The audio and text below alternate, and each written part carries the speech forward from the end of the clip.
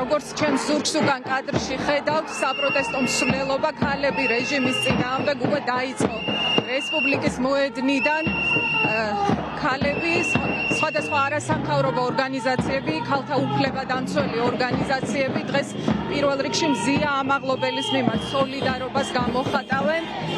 საპროტესტო მსვლელობა გადაინაცვლებს რესპუბლიკის მოედნიდან რუსთაველის გამზირზე.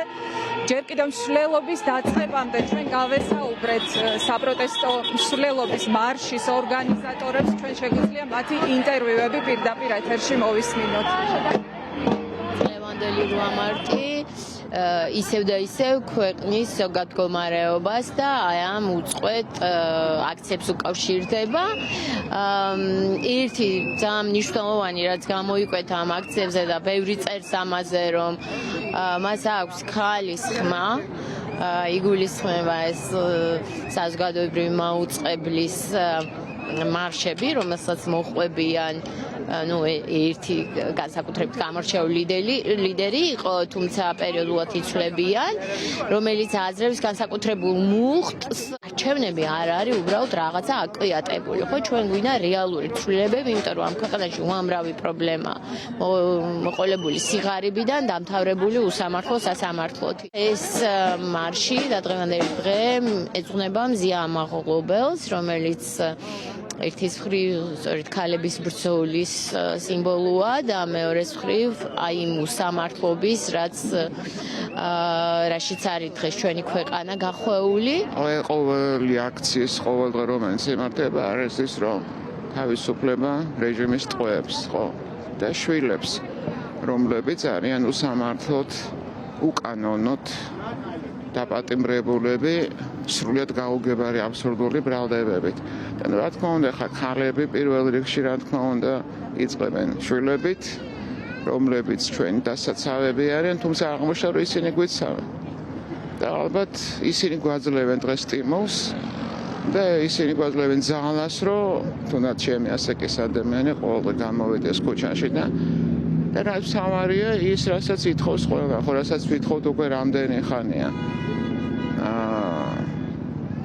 საქართველო არის ევროპა, ჩვენ ვართ ევროპული სახელმწიფო და უნდა ვიყოთ. დღეს არის უწყვეტი პროტესტის 101 დღე, ამავდროულად არის 8 მარტის, ქალთა საერთაშორისო დღე და რა თქმა უნდა სიმბოლურად დაიგეგმა მარში, იმისთვის რომ გამოიხატოს, რომ ქალები მტკიცედ და უწყვეტად არიან რეჟიმის წინააღმდეგ და ეს 101 დღის განმავლობაში რა თქმა უნდა ძალიან გამოჩნდა და მე მჯერა, რომ ჩვენ ყველა არა მარტო ქალები მოვიგებთ რეჟიმის წინააღმდეგ ბრძოლას და აღარ იქნება საჭირო რომ კონდეს, რაღაცნაირად ვიბრძოლებთ ყველა ერთი ისეთი საქართველოსთვის, რომ აღარ იქნება საჭირო კონდეს ერთი კონკრეტული ჯგუფისთვის გამოყოფილი ესეთი დღეები და ყველა ერთად, როცა ამ რეჟიმს დავამხობთ, შევქმნით ისეთ გარემოს და ისეთ გარემოსთვის, სადაც ადამიანი იქნება მთავარი ღირებულება სახელმწიფოსთვის და ჩვენ ამ ყველაფერს მოვახერხებთ ერთად დგომით და ეს ყველაფერი რა თქმა უნდა მიიღწევა, როცა ამ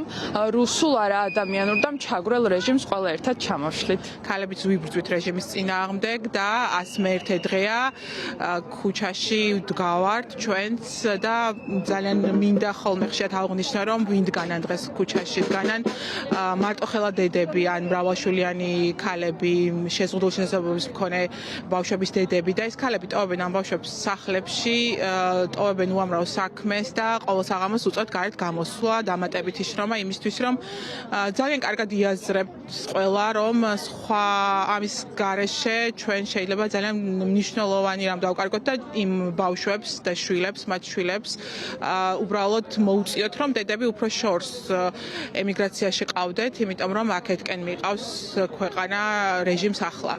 ძალიან მნიშვნელოვანია, რომ დღეს ყავს 2025 წლის 8 მარტს საქართველოს ხდება პოლიტპატიმარი ქალით მზია ამაღლობელი და მთავარი აქტიც არის ერთ-ერთი, რომ ჩვენ სოლიდარობა გამოვცხადოთ მზიას და ყველა რეჟიმის პატიმარს, მათ დედებს და ვუსურვოთ მათ მხნეობა. ისინი ჩვენ ძალიან გვაძლიერებენ და ჩვენც გვინდა რომ ეს ძალა და მხნეობა გადავცეთ.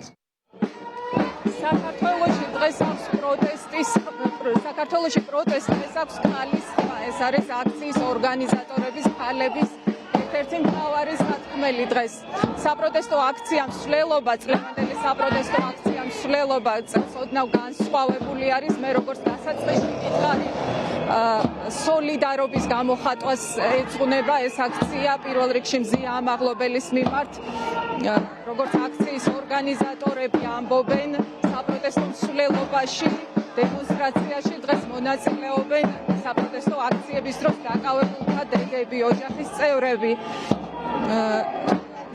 სარვამარტო საპროტესტო დემონსტრაციები საქართველოში პირველად 2012 წელს გაიმართა, მას შემდეგ ყოველწლიურად იმართება ხოლმე, თუმცა თავდაპირველად ეს დემონსტრაციები უფრო ქალთა უფლებრივ საკითხებს ეხებოდა, ბუნებრივია ეხებოდა ისეთ საკითხებს, როგორიც არის მაგალითად ფემიციდი, ქალთა მონაწილეობა პოლიტიკაში.